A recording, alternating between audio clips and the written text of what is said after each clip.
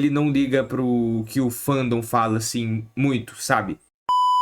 Bom, mas boas, beleza, eu continuo aqui pra mais um react e hoje vamos trazer aqui um review do mangaka do capítulo 244 de Jujutsu. Eu sei, já passou um tempinho, né, umas 2 semanas, mas enfim, resolvi trazer aqui, eu já trouxe do Bruno Bandeira, então vamos ver aqui as explicações e opiniões do mangaka sobre esse capítulo, que foi basicamente o Código Penal e Direito e tudo do Japão e muitas coisas, mas enfim, Sukuna foi pego no julgamento na expansão de domínio do Higurashi, o nome dele? Esqueci o nome do advogado lá. Enfim, deixa o like, se inscreve, ativa o sininho pra não perder nada, beleza? O vídeo original na descrição, mas redes sociais também. Então, sem muita enrolação, bora pro react. Yuji e Sukuna foram os únicos que receberam um título curioso em Jujutsu Kaisen, Kishin, ou o Deus Demônio. E aos poucos, Não lembro disso não. podemos ver Lembro qual muita é o coisa de potencial Jujutsu. de Yuji. Uma caixa Tem que reler. com diversos poderes prontos para ser aberta, mas não antes de fazer Sukuna pagar por todos os seus crimes. Quer saber mais do potencial de Yuji, o Deus Demônio? Então se liga que eu vou falar nisso agora. Yuji, o Deus Demônio. As técnicas amaldiçoadas de Yuji, o Deus Demônio confirmadas. Yuji vs Sukuna. Entendi. Fala galera, Evandro Fusari aqui para o vídeo para vocês, como é que vocês estão? Espero que todos vocês estejam Tô bem. maravilhosamente bem. Jujutsu Kaisen 244, virada de chave, 360 graus na história. Saímos de uma comédia stand-up para o que? Um julgamento.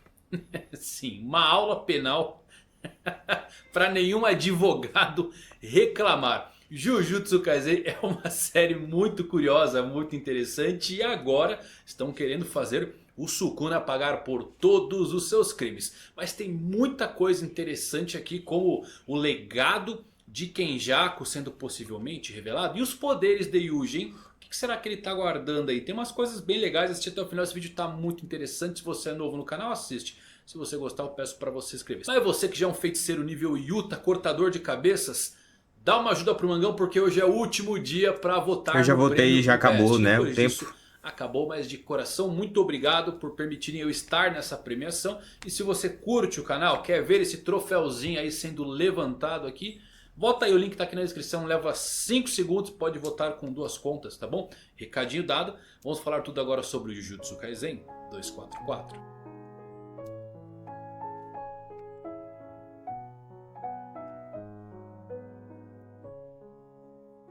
Então vamos lá meus amigos, eu queria começar aqui com um comentário um pouco diferente. Cara, eu adoro Jujutsu Kaisen, eu gosto bastante de como a história é bem fora da caixa. Mas claro que eu também vejo alguns problemas na escrita de Akutami. Porém, definitivamente, eu gosto de apreciar né? o quão incrivelmente original esse autor é. Acabamos de ler uma história sobre comédia stand-up em uma batalha shonen, só para irmos direto para um processo judicial. Sendo sincero, eu agradeço a dedicação de Akutami em expressar plenamente o que pensa e não deixar que o fandom dite o que é escrito nessa história. Isso é muito interessante, assim. Acho que vai vir aqui as críticas do Evandrão agora, mas é bem fora da caixa o jeito que o Akutami expressa, assim, as explicações. Tipo, não falando de poder, né? Porque é bem baseado em Hunter x Hunter, essas coisas, tá? Mas enfim, essa coisa do stand-up, a luta de comédia, um povo achando muito chato. Ah, Jujutsu agora flopou depois de Gojo versus Sukuna e tal. Aí agora tem todo esse código penal, um capítulo cheio de texto, páginas e páginas explicando coisa judicial, jurídica e tal, pra executar o plano pra julgar o Sukuna na expansão de domínio desse carinha aqui, que eu sempre esqueço o nome, o advogado. Enfim, você pode pensar, mano, é muito texto, muita explicação que, tipo, só confunde o leitor. Eu acho que isso é uma crítica válida, tá ligado? Mas, assim, ele não liga pro que o fandom fala, assim, muito, sabe?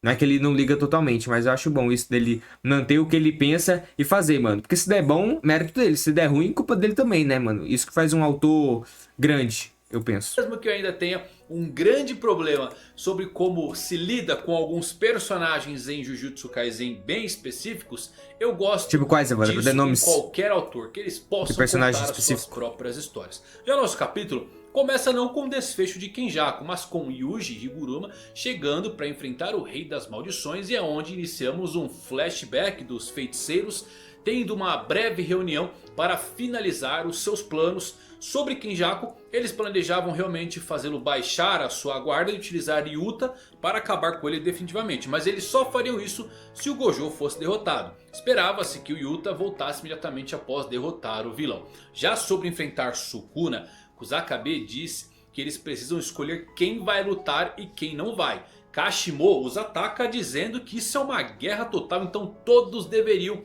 entrar na batalha. Só que Kusakabe lembra que Miwa não pode lutar devido ao seu voto vinculativo, que ela fez de que nunca mais balançaria uma espada novamente. Para quem não se lembra, mas eu não lembro disso aí não, mas é verdade. O voto vinculativo de Miwa foi lá em Shibuya. Ela acabou colocando tudo em um tiro contra Kenjaku. Sim, no finalzinho do arco. Já tá chegando essa parte no anime. Uma katana. Ela desistiu da habilidade de usar uma lâmina pelo resto da sua vida, encerrando assim sua carreira como feiticeira.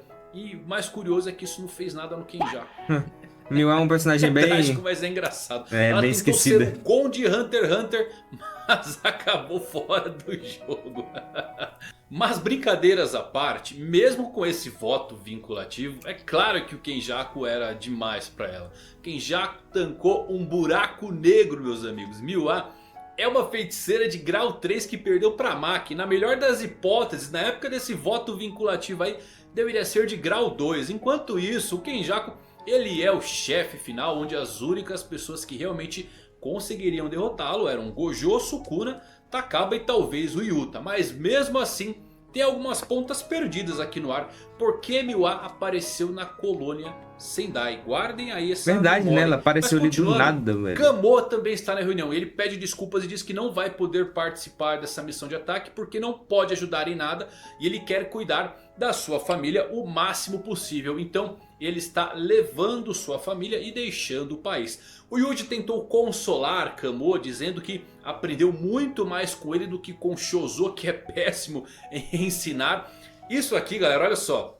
Eu achei muito suspeito. Noritoshi Kamo poderia ser o legado que o Kenjaku está falando do último capítulo. Ele sair assim é tão suspeito. Lembrem que o Kenjaku há 150 anos atrás, que ele possui um corpo desse clã.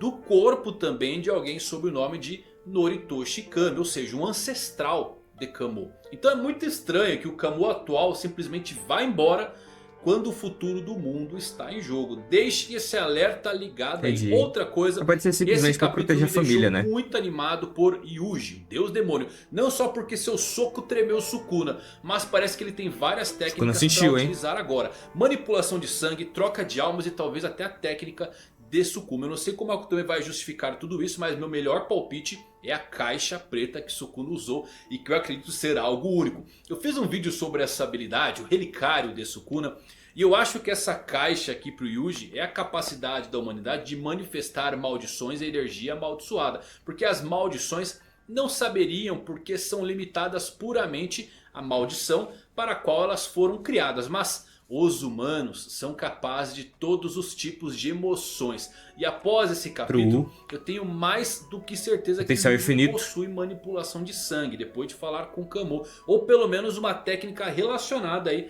à manipulação de sangue. Todos nós sabemos que Kusakabe estava treinando o Yuji. Mas agora o Yuji está dizendo que aprecia mais a ajuda de Kamo do que a de Shozo. Porque o Shozo é ruim em ensinar. Mas notem como isso é importante. Kusakabe é um feiticeiro de grau 1 e todos nós vemos que ele pode explicar sobre o Jujutsu muito bem. Então por que Itadori precisaria da ajuda de um terceiro ano ou de uma pintura da morte para treinar? Para mim a manipulação de sangue pode ser a resposta. Além do mais, esse capítulo eu creio que confirma diretamente que sim, o Yuji de fato absorveu as outras pinturas da morte e pode utilizar os poderes de todas elas. Bom, após isso temos alguns diálogos de Kashimo e como ele cedeu a primeira investida de Gojo. Eu gosto que o Kashimo ele realmente assistiu a luta de Sukuna versus Gojo e ainda achou que tinha uma chance.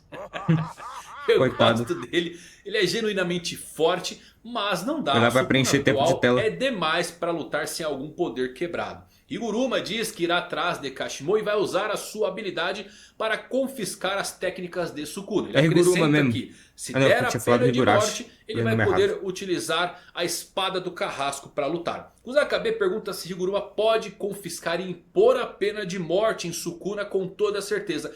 E o Yuji diz que depende de qual acusação o juiz vai fazer. Higuruma não pode escolher a acusação. Então, como o Sukuna assumiu o controle de Yuji 3 vezes até agora, ele sempre matou muitas pessoas quando estava no controle ou mesmo ameaçou elas. Então Higuruma resume as ações erradas de Sukuna até esse ponto, que envolvem desde ameaças, tentativas de homicídios e mortes. Outros diversos crimes são citados, como assumir o corpo de Megumi. O Sukuna pode ser acusado de ferir o Megumi, de assassinato completo, até mesmo roubo de cadáver. Isso confirma que o Megumi realmente morreu? Não, por isso que é uma acusação. E o Sukuna pode muito bem se defender dela, apenas mostrando que a alma do Megumi ainda continua vivo. Mas Verdade, mano, caso Megumi. eles consigam Aconteceu com o menino, acusar, tadinho. o preço da sentença é de prisão de 10 a 15 anos por assassinato.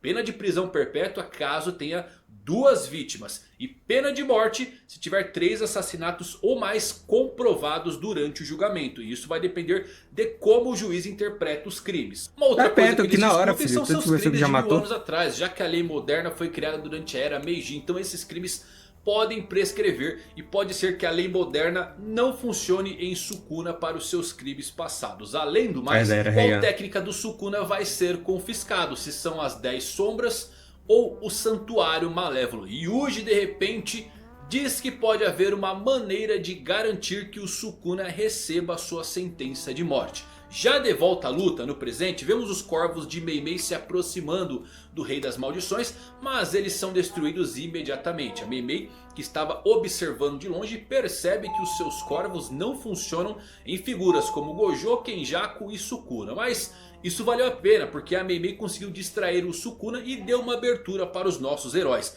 O enorme martelo de Higuruma destrói a postura de Sukuna e Yuji consegue esmagar os destroços em pequenos pedaços e os envia voando em direção ao Rei das Maldições. Higuruma conseguiu segurar a arma de Sukuna e Yuji dá um belíssimo de um soco no Rei das Maldições. Belo socão, belo socão. O seu corpo tremer e para por um momento se perguntando esse o braço que diabos demoníaco foi esse aí. poder. E é então que o domínio da sentença mortal é aberto contra Sukuna. E é quando descobrimos o plano de Yuji. Eles vão continuar o julgamento do momento em que ambos acabaram lutando e utilizá-la contra Sukuna. Afinal, eles podem adicionar Sukuna como um co-réu do assassinato em massa em Shibuya e sentenciar Sukuna. Só que dessa vez, como Yuji também é um suspeito de assassinato em massa, mas aí como é que fica, lá em mano? Shibuya, Yuji também morre? Higuruma está entrando como seu advogado de defesa, dizendo que Yuji sim, verdade. não Esqueci matou disso. ninguém. Sua confissão foi devido ao seu senso de responsabilidade, mas o verdadeiro culpado é... só vamos saber no próximo capítulo. Olha só, eu nunca pensei que a técnica do Higuruma pudesse ser tão complexa. Claro, sabemos que as leis são coisas muito complexas, mas eu acho que nunca parei para pensar nisso. E na minha humilde opinião, este Shikigami é a representação da visão de Higuruma sobre a lei. Ele sabe tanto quanto o Higuruma e ela vai se limitar com base em como a lei funciona. Mas se você ainda ficou um pouco confuso com tudo isso, não se preocupe, porque todo esse capítulo ele foi uma maneira muito prolixa de dizer que, como o juiz nessa expansão de domínio escolhe um crime aleatoriamente, independente da gravidade do crime cometido, os nossos heróis precisavam encontrar uma maneira de forçar o juiz a escolher um crime que poderia causar a morte de Sukuna por execução. A solução que eles encontraram foi retomar o julgamento que o Higuruma havia iniciado quando lutou contra o Yuji e quando o Yuji assumiu o massacre de Shibuya, assim eliminando o fator acaso de prejudicá-los. Agora ele só precisa ser um bom advogado para conseguir absolver o Yuji da culpa e colocá-la toda no Sukuna e garantir que ele não consiga se livrar disso. Então, voltando, basicamente, Higuruma não pode escolher ou especificar quais crimes considerar na lista de todos os isso aí é crimes tenso. que alguém Tem já que se adaptar ao cometeu. momento. Isso é deveras interessante e é por isso que eles Sim, acabaram retomando esse caso anterior. Eu adorei essa nuance, porque caso contrário, o Higuruma poderia simplesmente fraudar todo o julgamento. Yuji encontrou uma belíssima de uma brecha para garantir que o incidente de Shibuya como um crime por meio de um novo julgamento caísse nas costas do Sukuna. E basicamente Higuruma utilizou seu domínio com Yuji como alvo. E Sukuna é considerado agora uma pessoa de interesse pelo juiz, porque ele é o verdadeiro culpado de tudo. Porém, Olhando para a Sukuna na última página, eu Ele presumo não parece que ele ser vai muito, trapacear tá muito ao invés preocupado. de utilizar força. Eu tenho um mau pressentimento dessa cara dele. Higurumi explicou que não tem certeza de qual técnica o julgamento vai confiscar, 10 sombras ou santuário malévolo. E se for o mesmo para a espada do carrasco quando ele utilizar. Ele não sabe se isso vai matar o Megumi ou o Sukuna. Então talvez o Sukuna tenha mantido a alma do... Coitado do Megumi, né? Manteve a alma do Megumi viva ainda apenas para que ele receba danos novamente. Então, meus amigos, que comecem o julgamento. The judgment has begun. Yeah, pai Capítulo poliglota, interessante, bilíngue. né? Essa virada de chave de Cerberus para um stand-up. Indo direto para um julgamento. Coisa boa, quero ver mais Sukuna e porém, alguns Itadori pontos que chamam lutando. bastante atenção aqui é Kamui indo embora e aquela fala do legado de Kenjaku. E pô, ele assumiu o corpo de Noritoshi Kamo há alguns séculos atrás. Temos também agora o Yuji conversando com o Kamui, dizendo que ele ensinou algumas coisas para ele. Pode ser técnica de manipulação de sangue. Ele aprendeu com Shoso, quase com certeza ele absorveu os úteros e tem todos os seus... Por isso que sua mão mudou. Ele tem coisa guardada. Esse soquinho que tremeu o Sukuna. Verdade, espelha tanto que ele, o Itadori pede desculpa pro Choso, aí ele fala, meus irmãos sempre vão viver dentro de você. Então com certeza ele absorveu os outros. E desse vídeo, aliás, se você gostou do vídeo, só dá o like que eu já vou saber que você gostou. Até a próxima, meus amigos, valeu por assistir. Fui! E bom, família, esse foi o review do Evandrão. Muito interessante esses dois pontos que ele trouxe no vídeo que eu não tinha visto antes, sobre o Kamo sair do país com a família. Que pode ser simplesmente ele não quer mais se envolver com isso e quer proteger pelo tempo que der a sua família, mas pode ser o Kenjaku passando seu legado para esse novo corpo, os poderes, a questão do soco do Yuji, esse braço demoníaco, não tinha pensado muito bem antes. Pode ser por ele ter absorvido as outras pinturas da morte, né, os irmãos do Choso, né, os outros autores amaldiçoados.